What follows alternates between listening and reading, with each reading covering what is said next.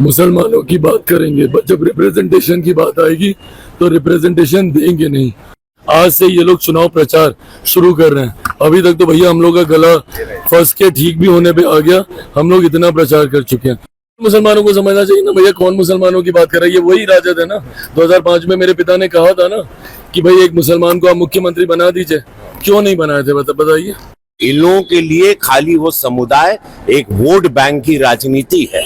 वो समुदाय नीतीश जी के साथ रहा है, मोदी जी के भी साथ रहा है। देख लीजिए आप लोग, सिर्फ वोट के लिए इस्तेमाल होते रहे।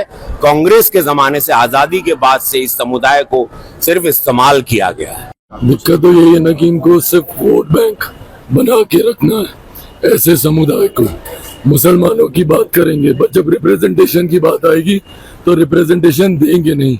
उनको डरा के धमका के अपने साथ वोट बैंक रखना चाहेंगे।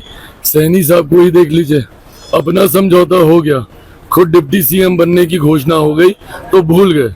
सीटें मिले नहीं मिले, अपने समाज के बाकी लोगों को लड़ा पाए नहीं लड़ा पाए। ये सिर्फ अपनी व्यक्तिगत महत्वाकांक्षाओं की लड़ाई महागठबंधन के घटक दल लड़ रहे हैं। अरे जो लोग अभी तक चुनाव प्रचार में नहीं निकले, ये लोग बिहारियों की चिंता करेंगे। आज से ये लोग चुनाव प्रचार शुरू कर रहे हैं। अभी तक तो भैया हम लोग का गला फंस के ठीक भी होने पे आ गया। हम लोग इतना प्रचार कर चुके हैं और ये लोग अभी तक निकले नहीं है। इन लोगों को सिर्फ आपसी महत्वाकांक्षाओं की लड़ाई लड़नी है। बिहारियों से मुसलमानों को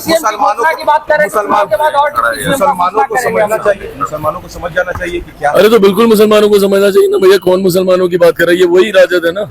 2005 में मेरे पिता ने कहा था ना कि भाई एक मुसलमान को आप मुख्यमंत्री बना दीजिए। क्यों नहीं बनाए थे बताइए। अगर इतने ही मुसलमान के हितैषी बने फिरते हैं, क्यों नहीं उस वक्त एक मुसलमान मुख्यमंत्री बना दिए थे? अगर उस वक्त बनाते तो सही मायनों में समझ में आता कि भैया इनका समर्पण है मुसलमानों के प्रति। पर ये कहेंगे कुछ, करेंगे कुछ, इनकी कथनी करनी में फर्क है। मुसलमान इनके लिए सिर्फ वोट बैंक है। और जितनी जल्दी मुसलमान ये बात समझ जाए, भाई हम लोग कहने के लिए नहीं कहते, जितनी भी हम लोगों ने गरीब कल्याण की या जन कल्याण की योजनाएं बनाई है, उसमें बिना भेदभाव के हम लोगों ने देश के हर एक व्यक्ति, भले हो किसी भी जाति समुदाय से, किसी भी धर्म से आता हो, उसके लिए हम लोगों ने ये योजनाएं बनाई हैं। पर ये लोग तो उसमें भी जात देखते हैं, उसमें भी धर्म देखते हैं। पूरा बिहार का रूप छठ माई का आशीर्वाद बा। पूरा बिहार का मूड आप लोग जान रहे हैं क्या है। ऐसा जीत एनडीए का कभो ना हुआ था इसके पहले। ऐतिहासिक जीत के और है। इन लोगन के आपस में कबड्डी खेले था, कुछ नहीं है। इस वक्त बिहार का बच्चा, माँ, बहन, बेटी, माई छठ का कृपा बाटे, सीता माई का कृपा बा। देखिए ऐतिहासिक जीत होगा मोदी जी और नीतीश कुमार के लिए। आप लोग सोच नहीं सकेंगे। ये रिकॉर्ड हम बोलत है, याद रखिए ये बात। मगर मुस्लिमों को कुछ नहीं दिया गया है डिप्टी सीएम। आप सुन लाई बात, इससे पता चलता है मानसिकता क्या है। इससे पता चलता है कि इन लोगों के लिए खाली वो समुदाय एक वोट बैंक की राजनीति है।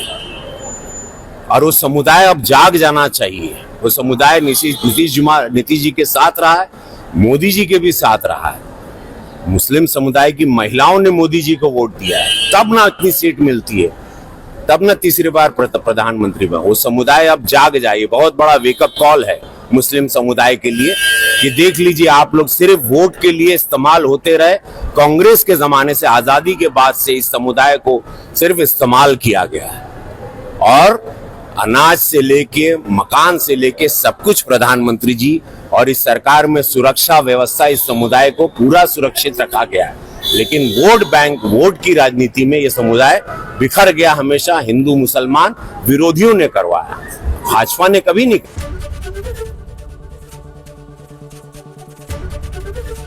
एबीपी गंगा, खबर आपकी, जुबान आपकी।